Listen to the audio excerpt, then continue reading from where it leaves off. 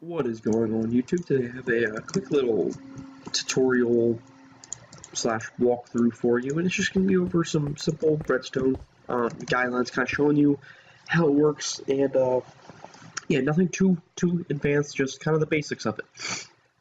So before we begin, well, actually, we're going to begin now. The way redstone works, you have a lever, button, redstone torch, doesn't really matter. We'll use levers for now, but that's what I use the most.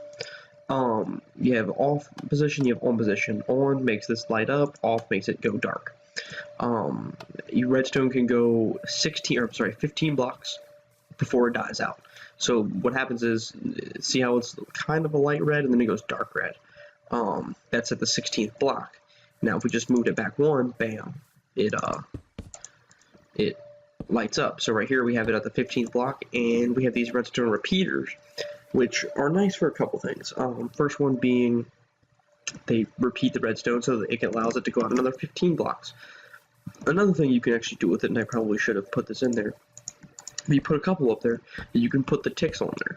So we have the 4th tick for each one, and that kind of, if you want to make a timer or something like that, you can do the math, and it pretty much just makes it take a little bit longer, as opposed to going like this and they light up almost instantly. Another thing you can actually do with redstone repeaters, excuse me, is you can make clocks out of it. So if I just do this like this, is kind of a, let me go ahead and get rid of some of that. You can actually, if you go like this, and hopefully this actually works and I don't embarrass myself. So you can kind of, nope. Oh. There you go, like that. And you can make it come out and make the thing work like that. So yeah, that's kind of the basics of redstone and redstone repeaters. Next thing we're going to be talking about is just doing two inputs to two outputs. And you may have a time where you need them close together, and you have a situation like this. The way redstone works is if you have a block going like this, redstone from here cannot go to here. But if this, if this is gone, see how it connects to this one right here? We don't want that, because what happens is, if it's connected like that, it'll light up both inputs. But maybe we only want this lever right here to turn on this input, and then this lever right here turn on this input. So if that's not there, then it does both. So that is the basics of inputs. Next thing we're going to talk about is redstone torches. That's another way of turning stuff on and off. You have your levers, you have buttons, which I should have out, but I don't. You have your buttons right here, and yeah. So torches are kind of nifty the way they work. They're very nice for building upwards. I once again should have done it, but I didn't think about it when I was setting up. But you can actually build upwards like this, and what it does, well, let me show you the basics of it first.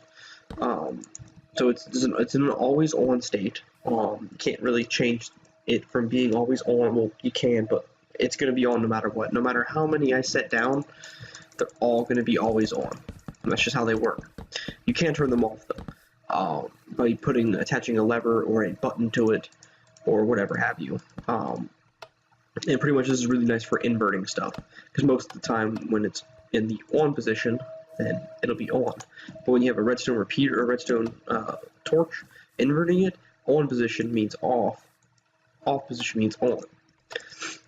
But one thing that's kind of cool, when you want to move redstone upwards, you go like this, and it moves it upwards.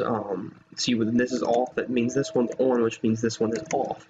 And when this one is on, this one is off, which means this one is on. So that's kind of a nifty little way to move redstone upwards, instead of building like stairs, which I actually have some over here, which we'll get more into. The next one is going to be a gate. Now this right here is really nice if you have a door that you want to open up from two ways, because the way doors work, if I have a door right here, a wall right here, this lever will make it open, but unfortunately this lever will make it, well, it doesn't do anything. I have to use this lever because it's on and off. This allows you to have two different inputs, which will do two different things. So normally, like I said, we'll do this again. Let me get a lamp out. Oops. So kind of like with this door, I have a redstone with the lamp right there, and we're gonna have two different inputs.